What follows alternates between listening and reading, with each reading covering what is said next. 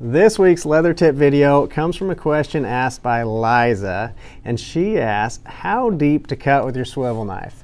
Such a good question because the swivel knife is really the foundation to any tooling pattern.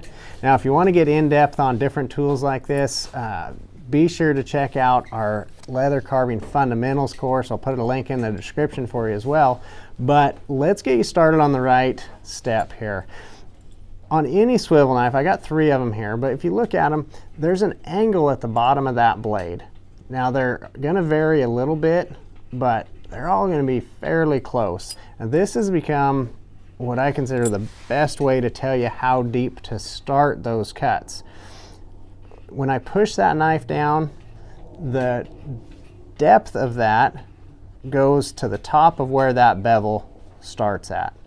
Now, that's going to vary a little bit. If you're tooling on super thin 2-3 ounce leather, making a little watch band or something, well, you got to be careful cutting super deep. But most people starting out are not diving into the watch band type of project.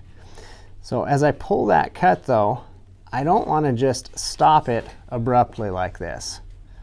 That's starting deep and continuing that cut the same width, or the same depth, excuse me, as I pull that.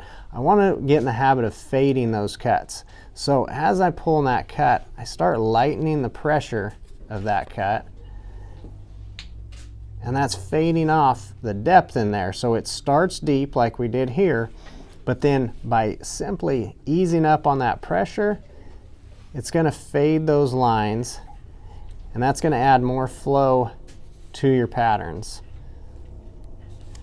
It's also going to set you up for the same techniques to use for your decorative cuts as we get done. So that right there that I was running, that was my Leather Wrangler's knife. That's a really nice swivel knife that they put out. We're going to go to the other end of the spectrum. This is a beginner's type of knife here. This comes in our deluxe beginner's tool kit, and very standard beginner type of knife. The principles are still the same. There's that solid cut like we did there, pushing down deep, but now we can fade those out as well. I fade those lines as we go. Deep to start with, and then fade them out. So again, there's not an exact way to tell you how deep to run those cuts, but that's a good rule of thumb to start with, pushing that down about to where that bevel starts, but then be sure and fade those cuts off. The more comfortable you can get with your knife, the better we can fade these cuts. The easier it is going to be to bevel, and it's going to set up your entire pattern. Now, a few different fundamentals just to keep in mind is I want some curve to those cuts. Especially in decorative cuts, we want to keep adding some curve. Your depth can vary as we stagger some of those decorative cuts, but the main thing to keep in mind, it's going to be easier to fade your lines if we start them deep. I run into people talking about they're having a hard time fading their lines, but their whole line is really light like this. So if we want to have room to fade that out, start those cuts a little bit deeper,